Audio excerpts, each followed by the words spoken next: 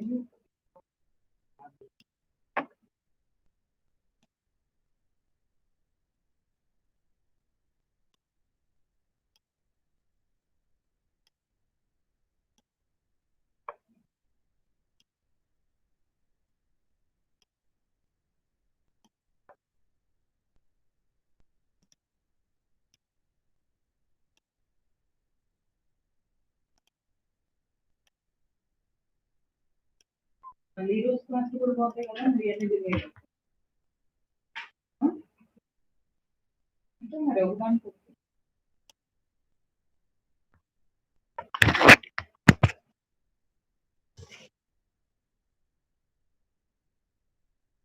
good morning, everyone.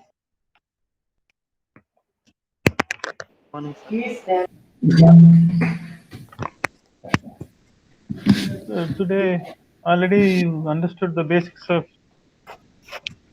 coupled coils in the last class. Expressions for L in the self inductances and mutual inductances, and so on. Now, let me explain the next topic: the modeling of synchronous machine. Mathematical modeling of synchronous machine, required assumptions. All these are very important for the modeling of synchronous machine. Let us look at the machine. This is the machine.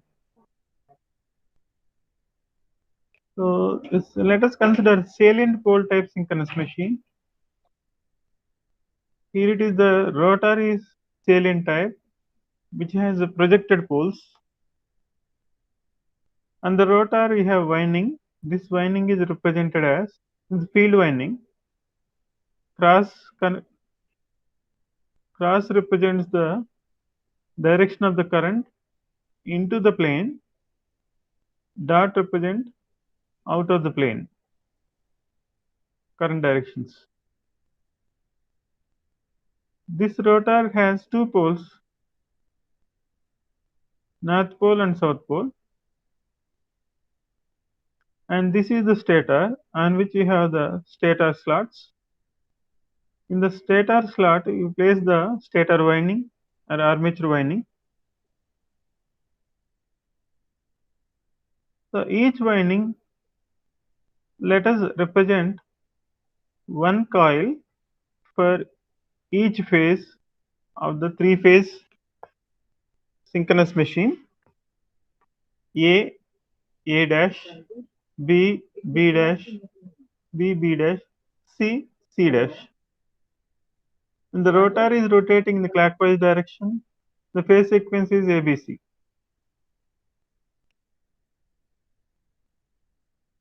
A dash. So one is dot, one is cross. Current direction. Okay. You look at the stator slots. Now go to our mathematical description, that is required assumptions of the synchronous machine model. In the first one, the stator windings are sinusoidally distributed. Here, the distribution is sinusoidal.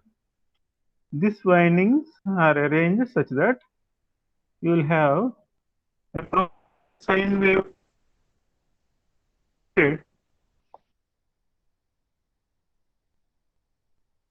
So that is, you are assuming that sinusoidal distribution of the stator windings. So if we have step waves like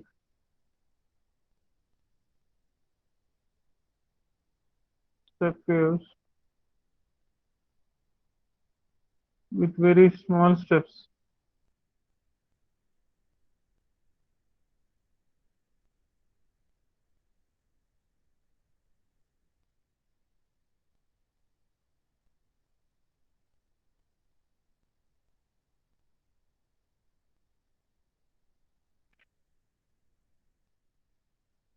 like this, you have number of steps.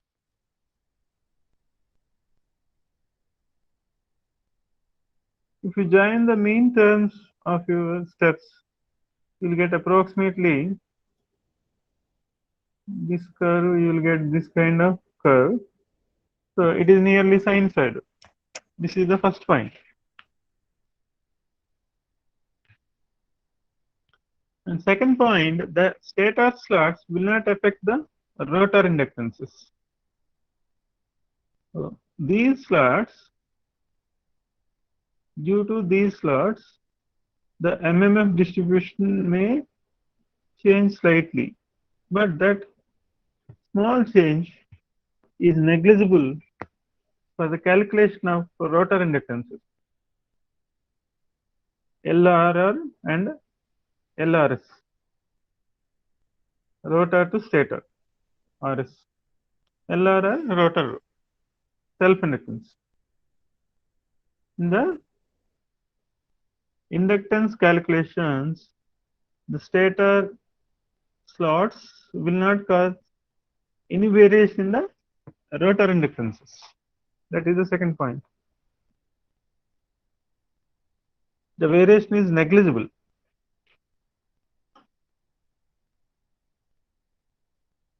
Third point in the modeling, third assumption is magnetic hysteresis is negligible. You know very well the hysteresis, magnetic hysteresis.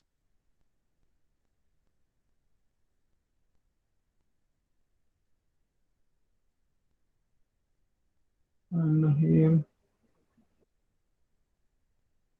from the starting, you can have somewhere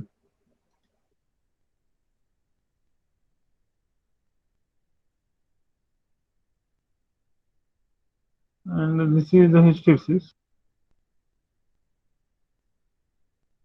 So it is not flowing in the same path, which will have some hysteresis effect.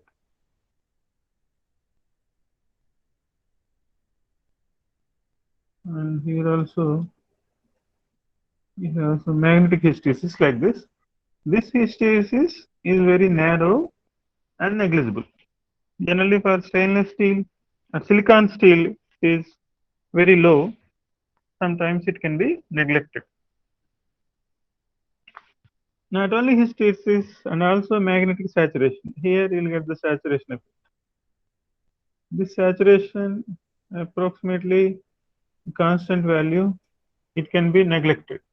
This part can be neglected. These two are also ignored. Okay, all these are the assumptions. Let us take the notebook and note down salient points of each class. You need a lot of practice for this course, dynamics. So you need to write down on the notebook.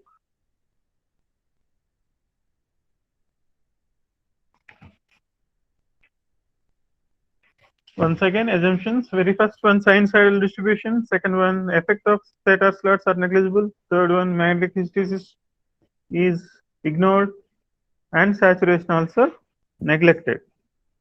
That part we will see that magnetic saturation in the modeling. The fourth unit of it, we'll see that.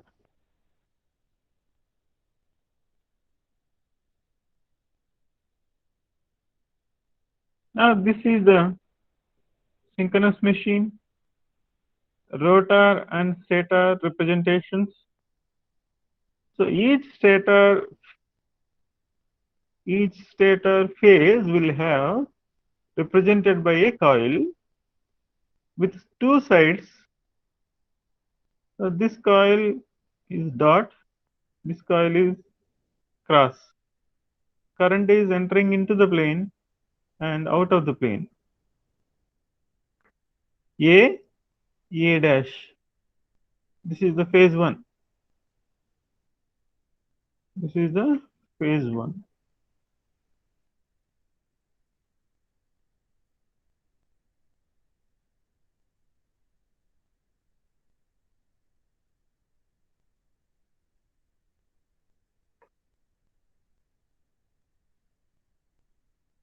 All right.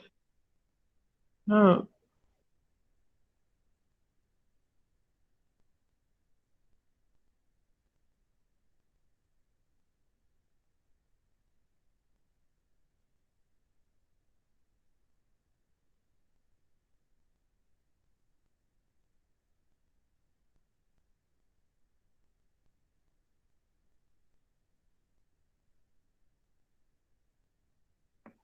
here this is one phase,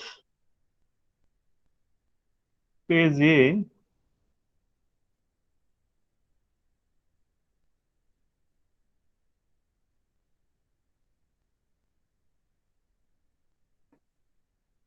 Okay, this is one rectangular coil. Now the current directions into the plane, out of the plane. This is phase A of the stator wind.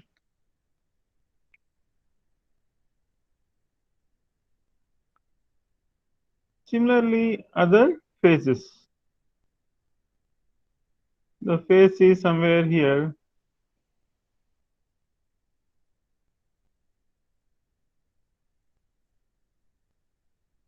Here phase B.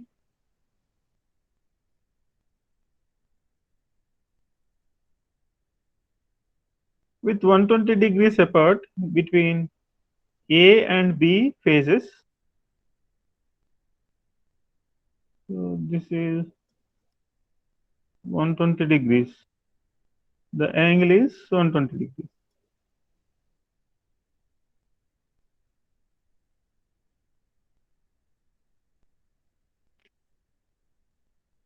(120 degrees). Similarly, phase B and phase C, you have 120 degrees. Again,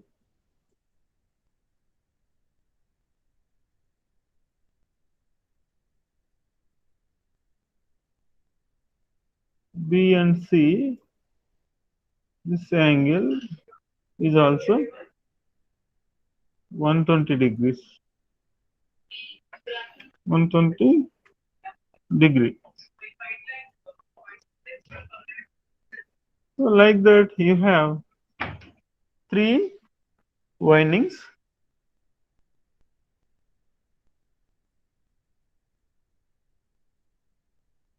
You can imagine these three windings.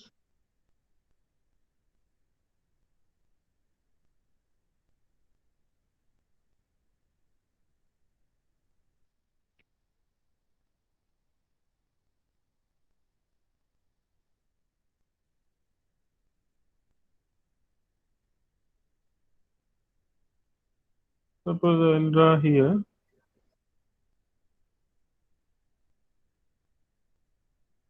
This is one winding. The current direction is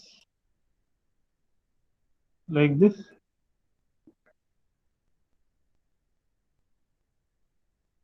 This is one of the phase. So like that you have a number of phases. Phase sequence is A, B, A, B, C. Okay.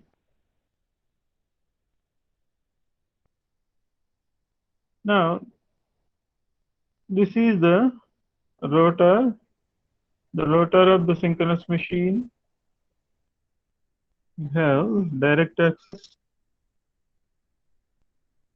So this is the direct axis of the synchronous machine, the rotor.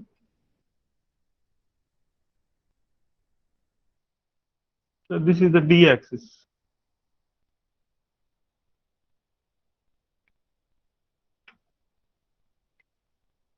Direct axis of the synchronous machine. Along with the poles of the rotor, you have direct axis of the synchronous machine.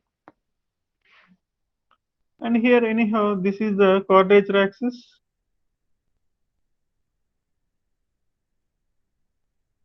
This is the quadrature axis of the synchronous machine. 90 degrees. So let us have 90 degrees leading.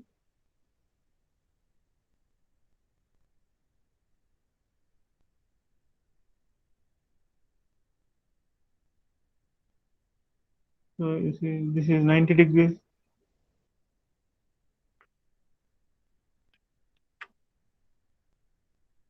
Okay. This is the quadrature axis. In Kundur, we will take Q axis as leading with the D axis, 90 degrees leading. That is very important assumption. Okay. And the axis of each of the phases. This is the R phase, A phase.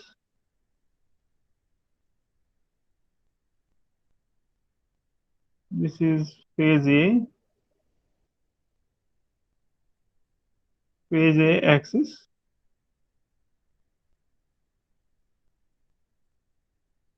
This is the phase B axis.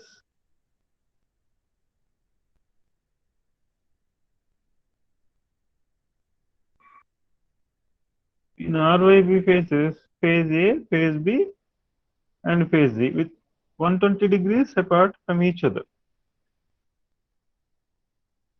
This is phase B, phase C.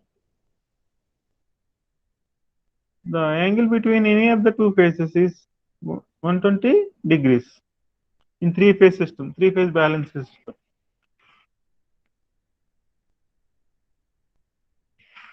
Okay. The angle between phase A axis and D axis is theta, is mentioned in the figure. This is theta. And Q axis and phase A, we have 90 plus theta. The angle is 90 plus theta.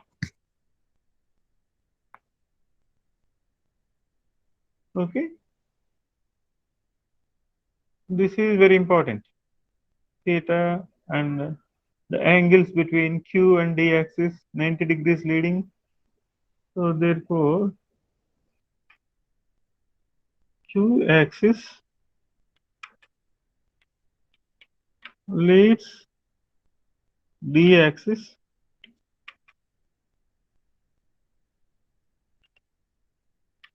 by 90 degrees.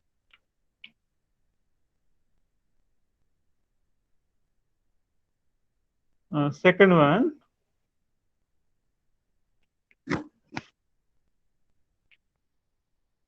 phase A axis lags the D axis by theta degrees. Theta degree.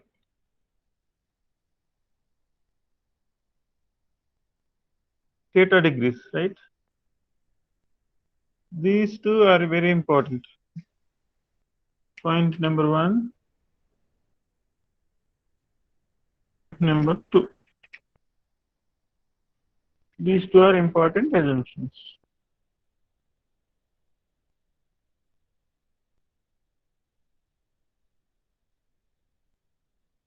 Okay. So if we have any questions here, please raise your questions. Otherwise, we'll continue. The first one is assumptions. So these are the first topic. Topic number one.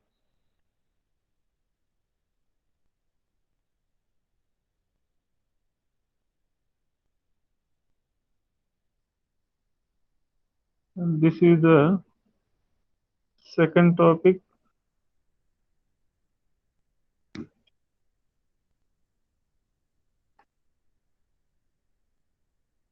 Second topic. This is third topic. Third part of our discussion, today's discussion. In a sequence, please note down those points. Refer the Kundu textbook.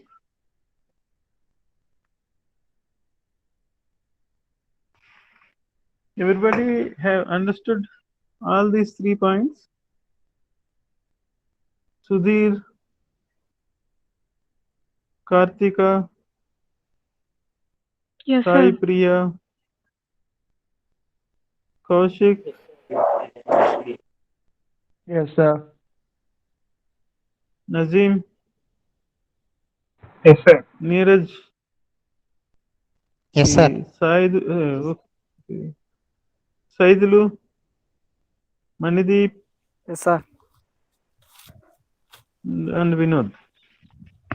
Okay, very first point is the required assumptions for the modeling of synchronous machine. Second part is axes, different axes of the synchronous machine. Third part is D axis and Q axis, and phase A, the angles between all of them, and current directions. All these are very important.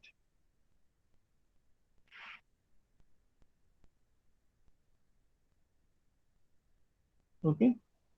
So this is the brief description of a synchronous machine.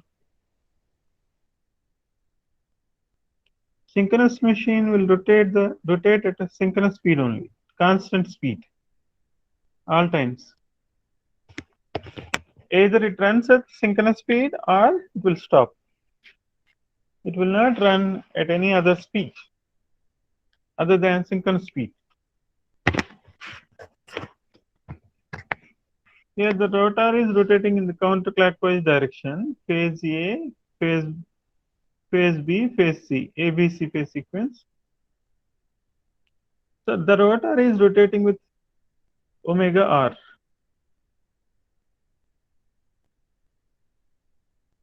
Omega r.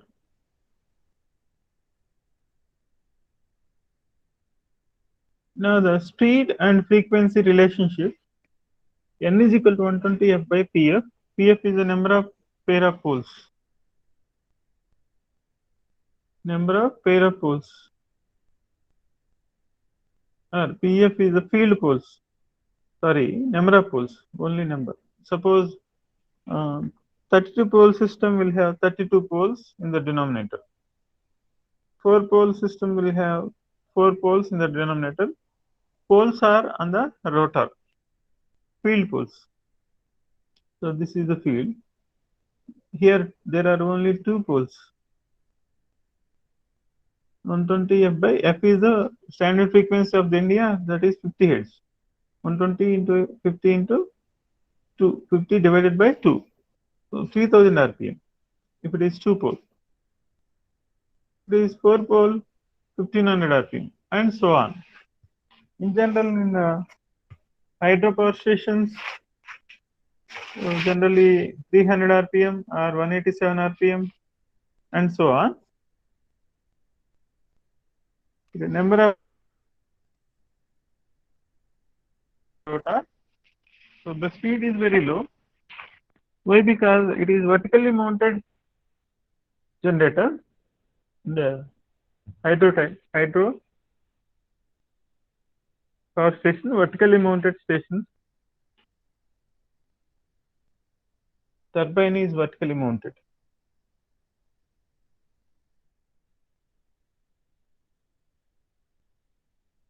Oh, yeah.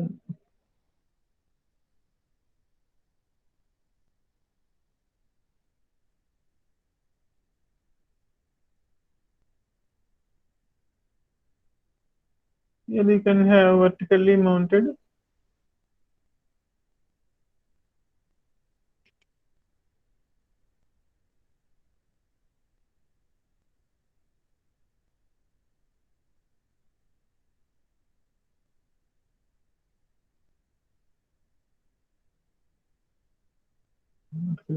Here you can have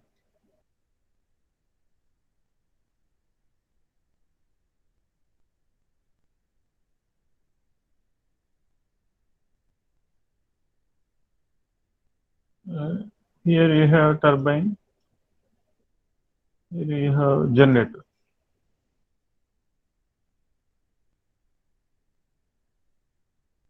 Generator,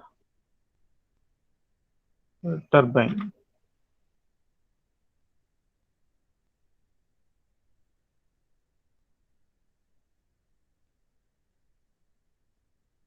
Coupling.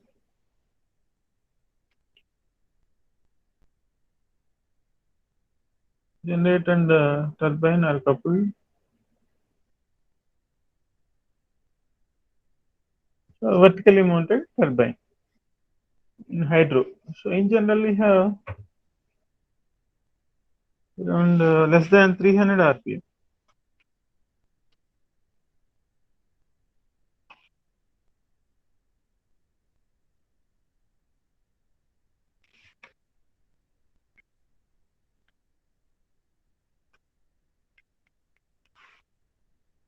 Vertically mounted generator is used. Therefore, you require low speed. So therefore, you need to have the projected poles on the rotor. Projected poles means salient pole type. Okay.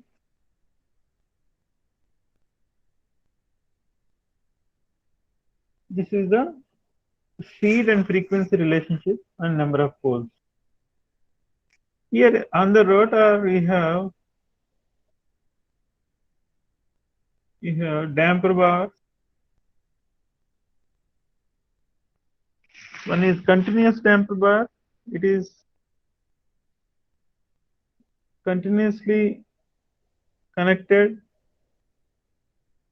on the poles of the rotor. You have continuous damper bar is provided like this. Non-continuous, you have strips like this on which you have damper winding. Non-continuous damper bars. There are two kind of damper bars.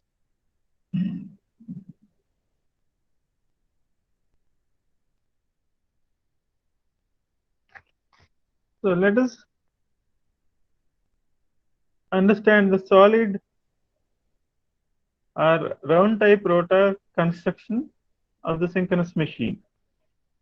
Here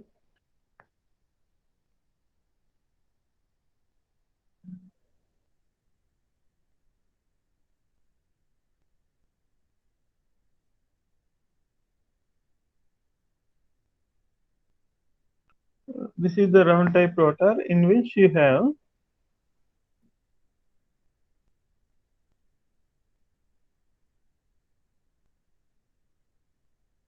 horizontally mounted generator is used.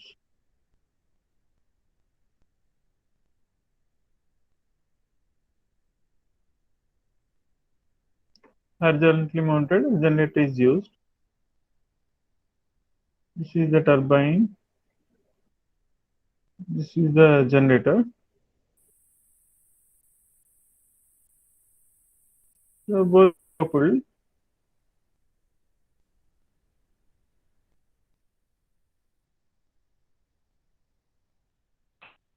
Turbine, generator. Horizontally mounted type round type rotor is used for the steam power stations, generally thermal power stations, nuclear as well as gas turbines. You'll use like that.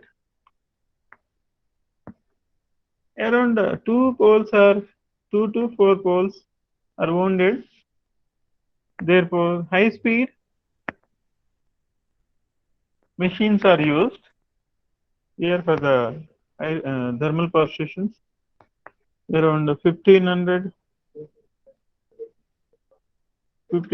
to 3000 in India is used. For horizontally mounted turbines are used. In case of steam power stations. No, hydropower stations vertically mounted. Why? Because water is pouring from the penstock onto the rotor blades. So if it is vertical, there is a safe distance between the generator and the turbine.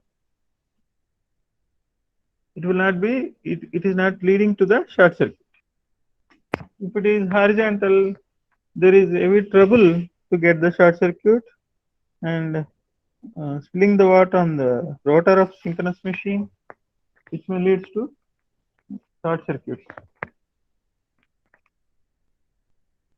This is the round type rotor, a cylindrical type rotor synchronous machine. And the rotor, you have rotor slots on which you have the rotor winding. Into the rotor slots, you will place the rotor winding. For cylindrical type, you no need to have the damper winding. So inherently there is a damping in the round type rotor. The eddy currents produced in the core of the rotor will provide the damping, and hence there is no requirement of damper winding for the round type rotor.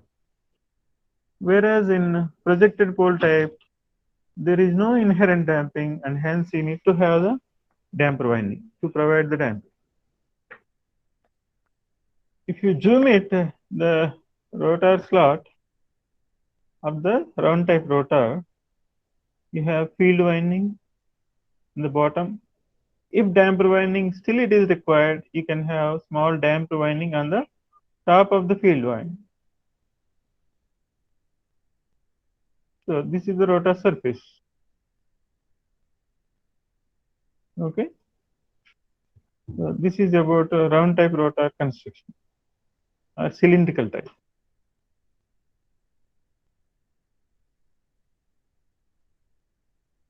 Here slot wall eddy current is produced in the core and rotor surface eddy current and damper wedge eddy current. Suppose damper is provided, then it is also produced. If inherent damping is not sufficient, then you go for damper bars on the top of the field winding.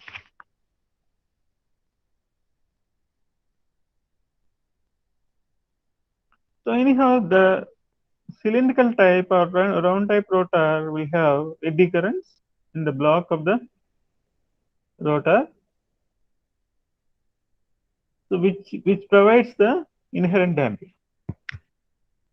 That is the difference between the salient pole and cylindrical type. Now let us consider this.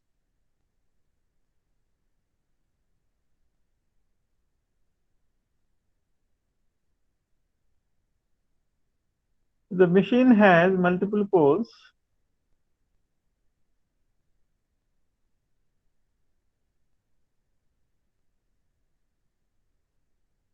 Machine has multiple poles. Suppose have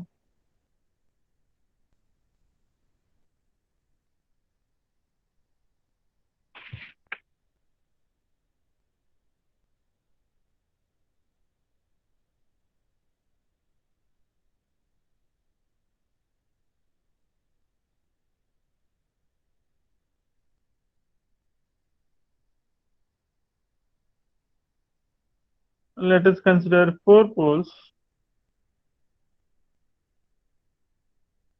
4 projected poles.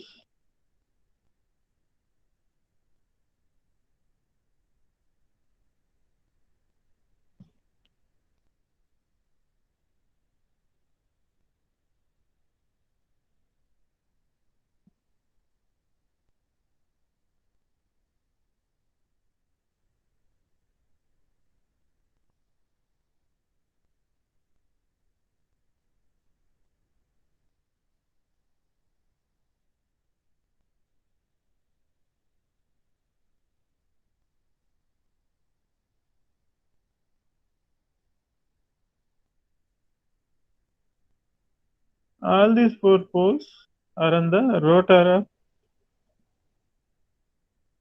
salient pole type machine.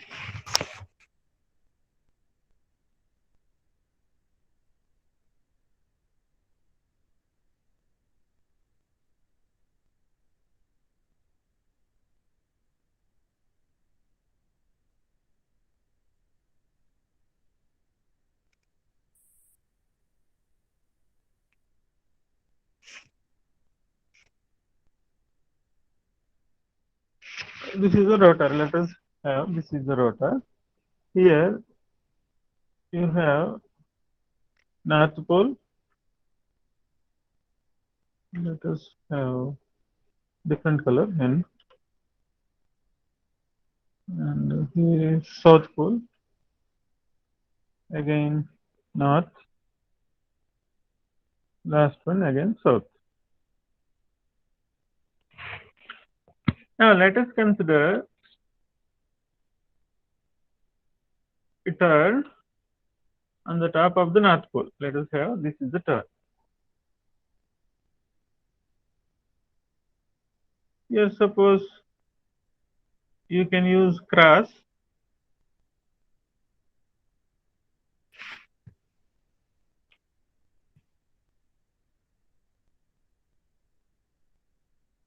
Cross indication is into the plane. The current is flowing into the plane. Okay. Into the plane.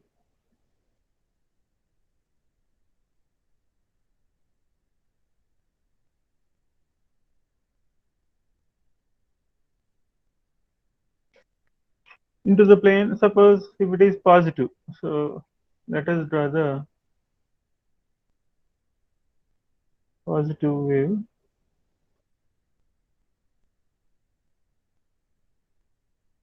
Positive wave.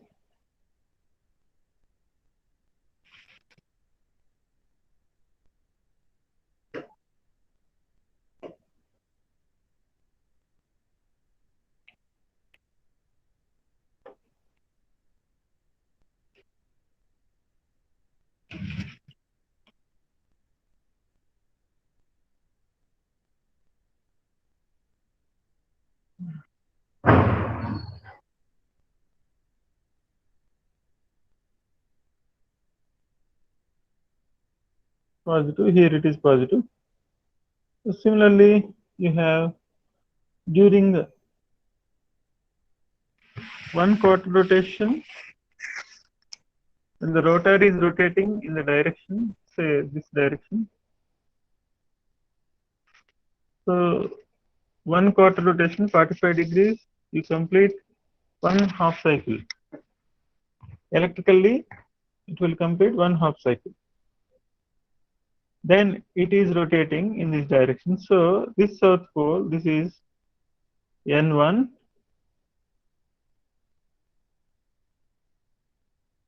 So this is N1 and S1. This is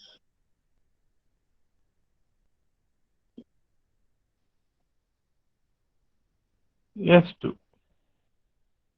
Therefore, it is N1. N1.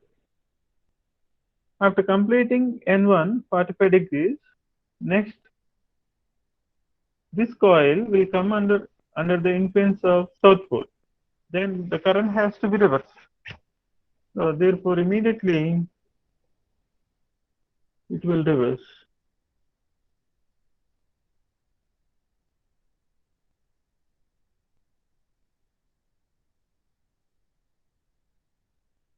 Okay.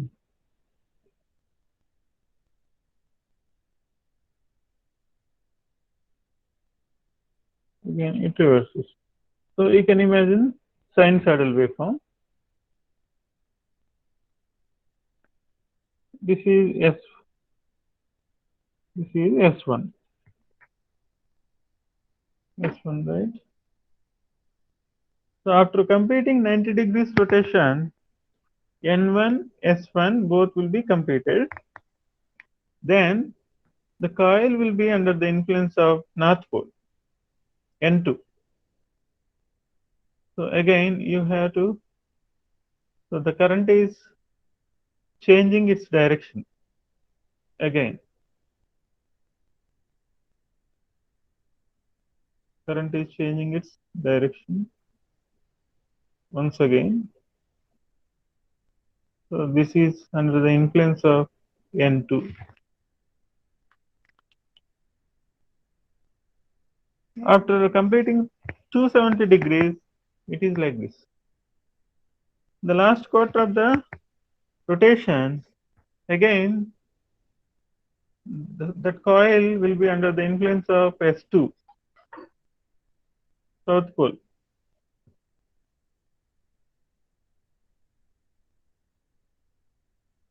Under the influence of south pole.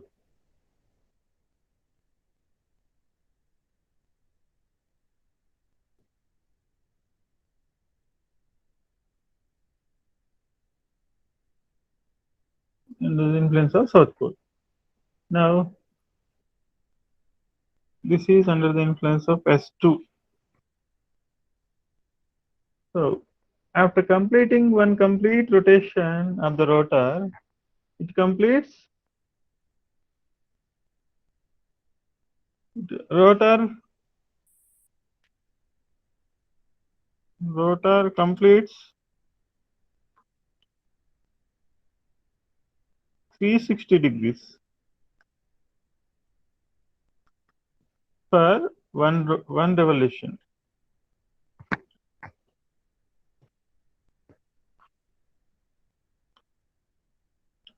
One revolution. So this is nothing but theta m.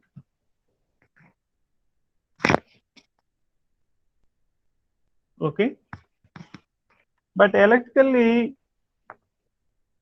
it completes 0 to 180, 180 to 360, 360 to 720.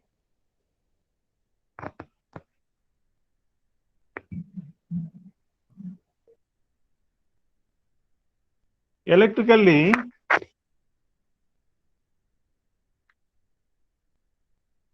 theta electrical completes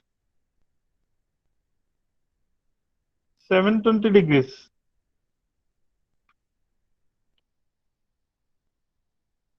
720 degrees. P is nothing but PF is nothing but field poles are 4 by 2. 4 by 2 in the sense 2. 2 into theta m. Theta m is 360. 2 into 360, 720. It is sufficient. Therefore, this relation holds good.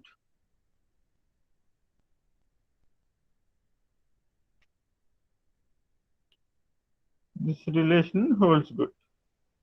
Electrical degree equal to pair of poles into mechanical degrees. This is very important point to be remembered.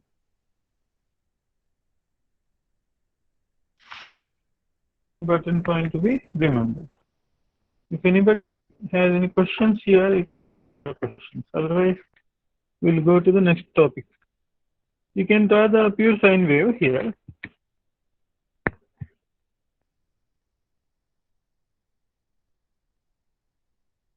Sudhir, Kartika, Sai Priya, Kaushik, have you understood this concept? Electrical degrees and mechanical degrees relation. If you have any questions still, you can discuss. Nazim, Neeraj, Vinod. Yes, sir. Everybody understood this? Electrical and mechanical degrees relation, which is very important for us in future discussions.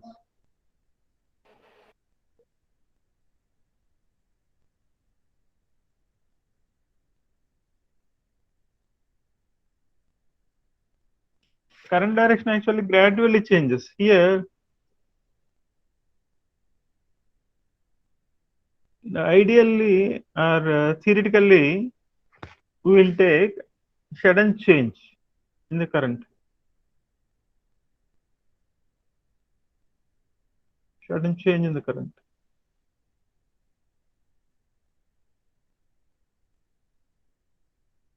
Okay, MMF waveforms of the single coil.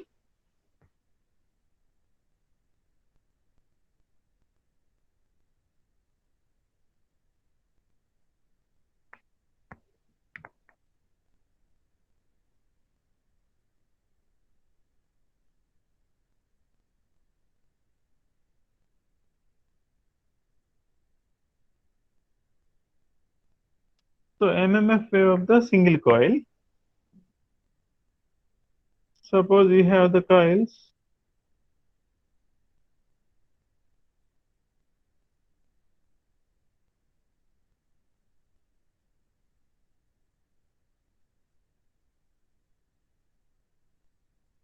So coil A and AA. So this is A, A1. These two are the coil sides.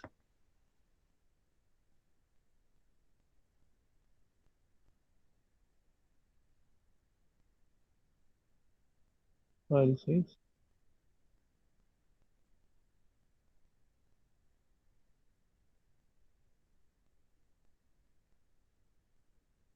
The current is, the direction of the current is like this,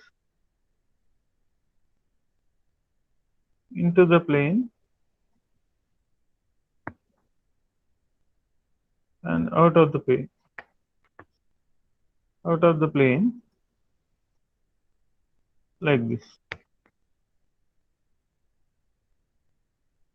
A single turn. Two coil sides, side A and A dash. Suppose into the plane, if it is positive, in the positive direction we have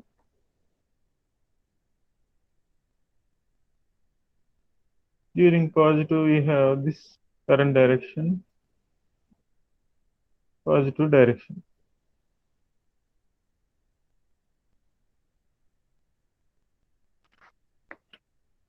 When it is under the influence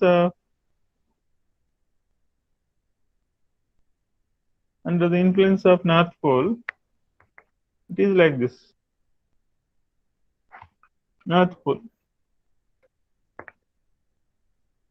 In the south pole again, here you will get the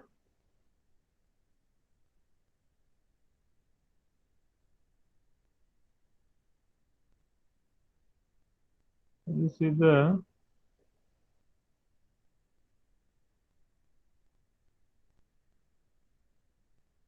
south pole.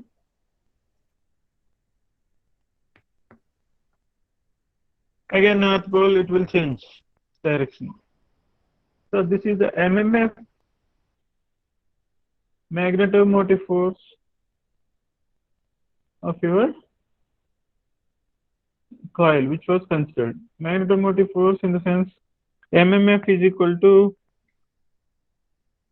N into I. N is equal to 1, therefore it is I, current.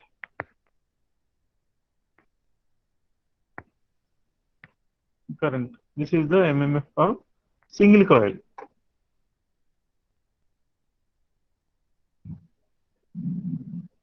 If you have number of coils like that,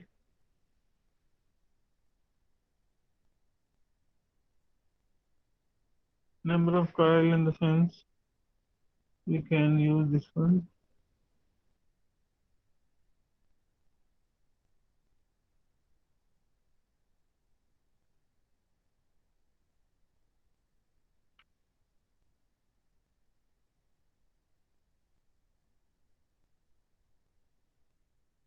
So you have number of coils like this.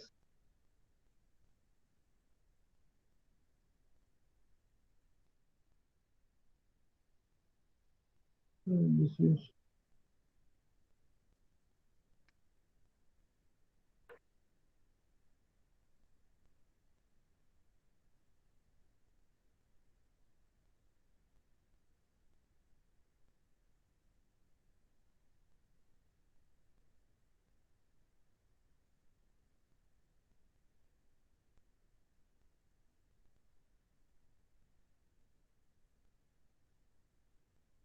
So you have number of coils connected together.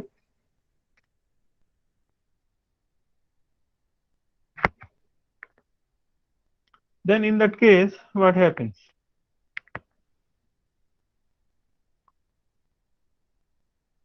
Here, number of coils are there here.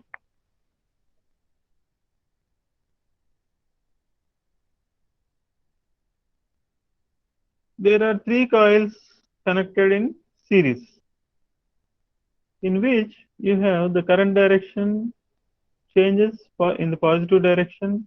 The first coil, this is second coil,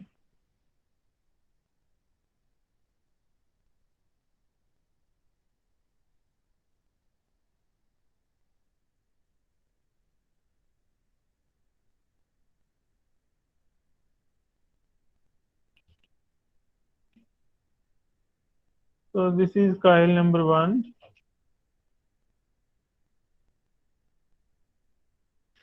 first coil.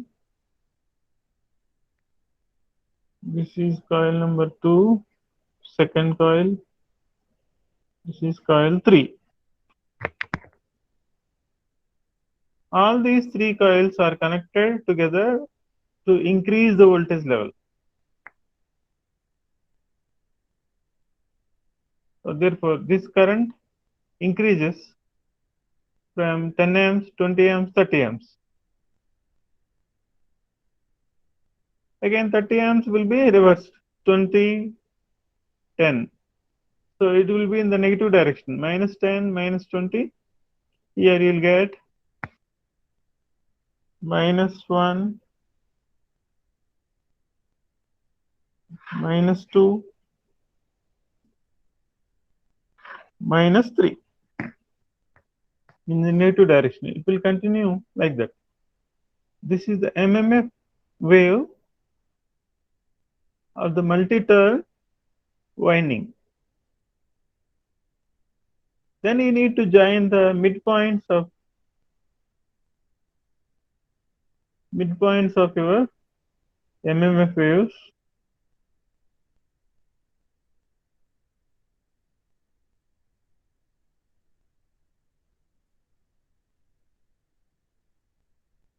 Midpoint, here midpoint, here midpoint. If you join them, so you'll get this kind of curve, approximately sinusoidal.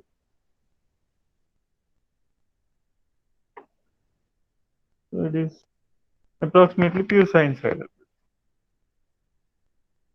That's why first fulfilled. First assumption is fulfilled.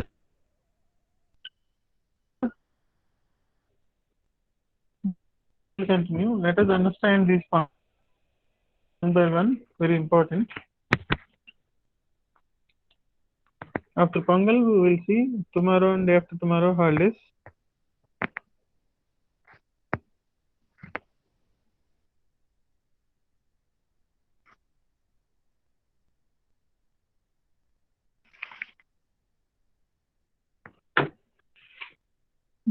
Sudhir, second one, Sir. Kartika. Yes, sir. Kartika, third one. Then Sai Priya. Yes, sir. Fourth one, Kaushik. Yes, sir. 5, Nazim. Yes, sir. 6, Neeraj. Yes, sir. 7, Manideep. Yes, sir. 8, Vinod. Yes, sir. Okay, you refer the Kundu textbook and study, and keep the separate notes for this. Whenever we'll discuss the points, you note down those points.